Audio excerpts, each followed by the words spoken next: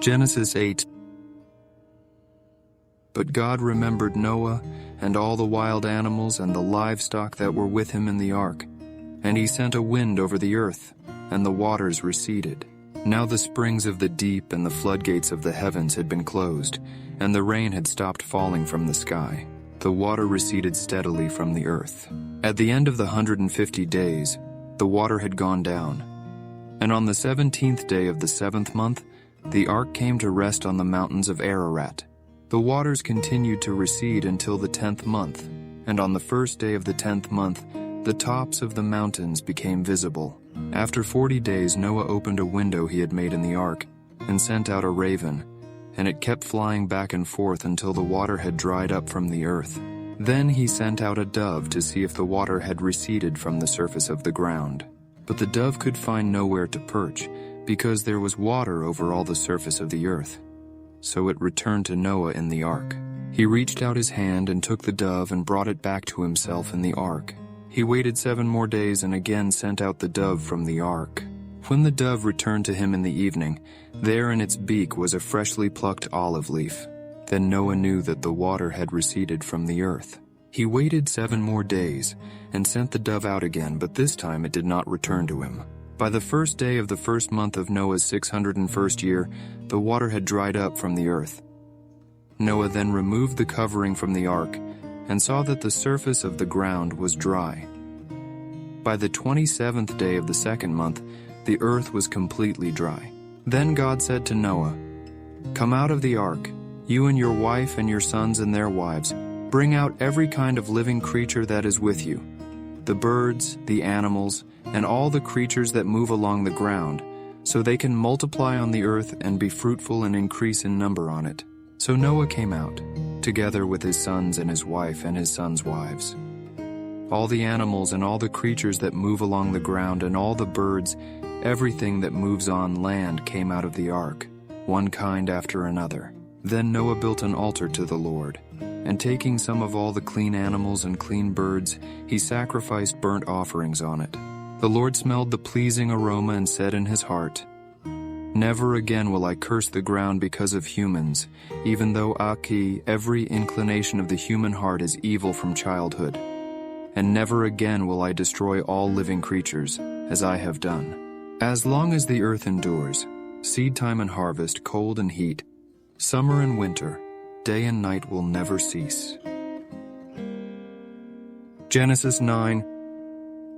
Then God blessed Noah and his sons, saying to them, "Be fruitful and increase in number and fill the earth. The fear and dread of you will fall on all the beasts of the earth, and on all the birds in the sky, on every creature that moves along the ground, and on all the fish in the sea. They are given into your hands. Everything that lives and moves about will be food for you. Just as I gave you the green plants, I now give you everything. But you must not eat meat that has its lifeblood still in it. And for your lifeblood I will surely demand an accounting. I will demand an accounting from every animal, and from each human being too. I will demand an accounting for the life of another human being. Whoever sheds human blood, by humans shall their blood be shed. For in the image of God has God made mankind. As for you, be fruitful and increase in number. Multiply on the earth and increase upon it." Then God said to Noah and to his sons with him, "I now establish my covenant with you, and with your descendants after you, and with every living creature that was with you, the birds, the livestock, and all the wild animals, all those that came out of the ark with you, every living creature on earth. I establish my covenant with you. Never again will all life be destroyed by the waters of a flood. Never again will there be a flood to destroy the earth." And God said, "This is the sign of the covenant I am making between me and you and every living creature with you, a covenant for all generations to come. I have set my rainbow in the clouds, and it will be the sign of the covenant between me and the earth. Whenever I bring clouds over the earth and the rainbow appears in the clouds, I will remember my covenant between me and you and all living creatures of every kind. Never again will the waters become a flood to destroy all life. Whenever the rainbow appears in the clouds, I will see it and remember the everlasting covenant between God and all living creatures of every kind on the earth. So God said to Noah, "This is the sign of the covenant I have established between me and all life on the earth." The sons of Noah who came out of the ark were Shem, Ham, and Japheth. Ham was the father of Canaan. These were the 3 sons of Noah, and from them came the people who were scattered over the whole earth. Noah, a man of the soil, proceeded to plant a vineyard. When he drank some of its wine, he became drunk and lay uncovered inside his tent. Ham, the father of Canaan, saw his father naked and told his 2 brothers outside. But Shem and Japheth took a garment and laid it across their shoulders. Then they walked in backward and covered their father's naked body. Their faces were turned the other way, so that they would not see their father naked.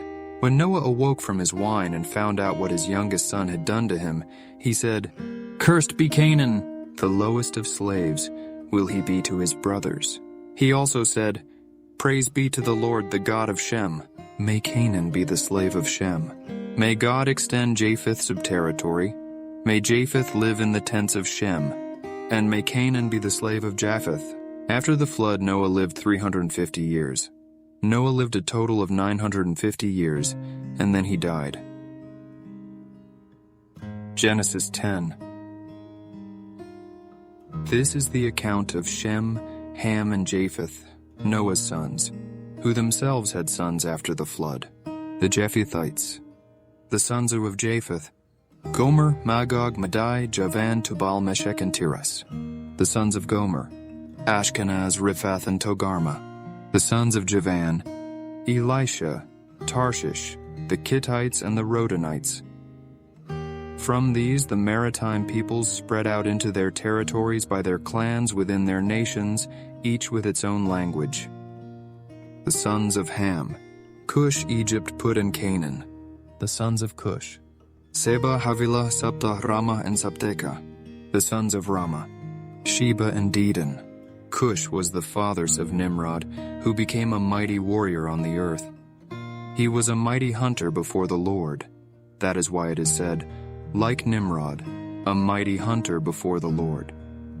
The first centers of his kingdom were Babylon, Uruk, Akkad, and Calneh, in Shinar. From that land he went to Assyria, where he built Nineveh, Rehoboth-ir of Calah, and Rezin, which is between Nineveh and Calah, which is the great city. Egypt was the father of the Ludites, Anamites, Lehabites, Naphtuhites, Pathrusites, Casluhites, from whom the Philistines came, and Caphtorites. Canaan was the father of Sidon his firstborn, and of the Hittites, Jebusites, Amorites, Girgashites, Hivites, Archites, Sinites, Arvadites, Zemarites, and Hamathites.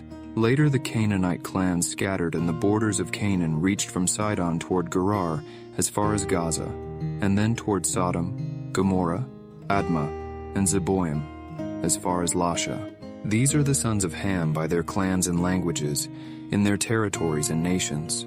Sons were also born to Shem, whose older brother was Japheth. Shem was the ancestor of all the sons of Eber. The sons of Shem: Elam, Asher, Arphaxad, Lud, and Aram.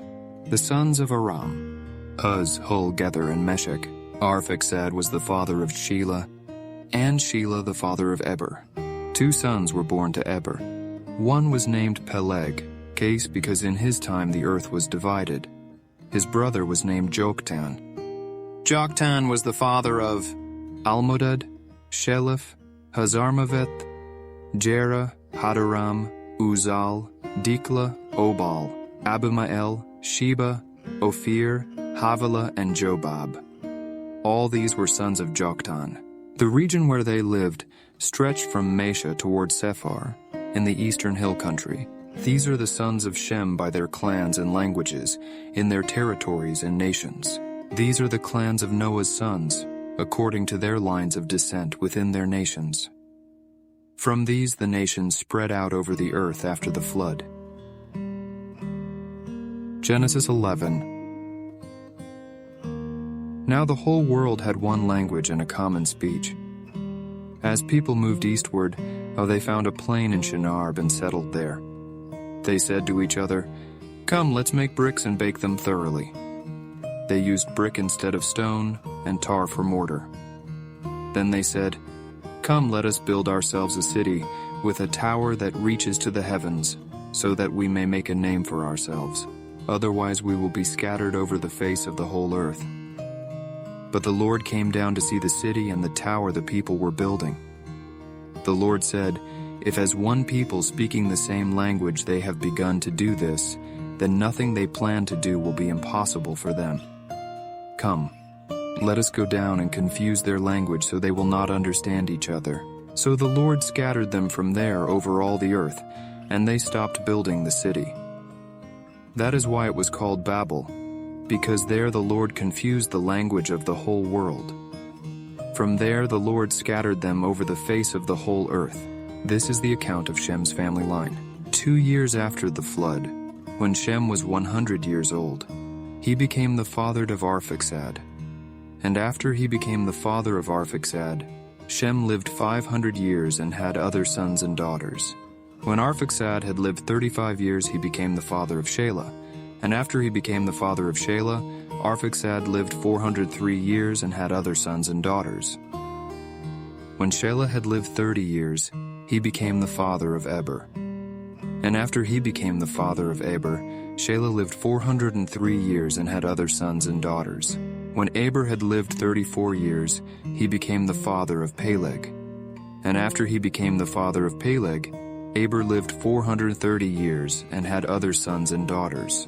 When Peleg had lived 30 years, he became the father of Ro. And after he became the father of Ro, Peleg lived 209 years and had other sons and daughters. When Ru had lived 32 years, he became the father of Serug. And after he became the father of Serug, Ru lived 207 years and had other sons and daughters. When Serug had lived 30 years, he became the father of Nahor. And after he became the father of Nahor, Serug lived 200 years and had other sons and daughters. When Nahor had lived 29 years, he became the father of Terah. And after he became the father of Terah, Nahor lived 119 years and had other sons and daughters. After Terah had lived 70 years, he became the father of Abram, Nahor, and Haran. This is the account of Terah's family line. Terah became the father of Abram, Nahor, and Haran became the father of Lot. While his father Terah was still alive, Haran died in Ur of the Chaldeans, in the land of his birth. Abram and Nahor both married. The name of Abram's wife was Sarai, and the name of Nahor's wife was Milcah. She was the daughter of Haran, the father of both Milcah and Iscah. Now Sarai was childless because she was not able to conceive.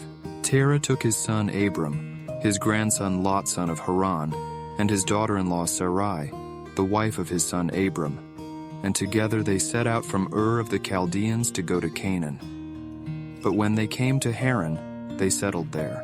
Terah lived 205 years, and he died in Haran.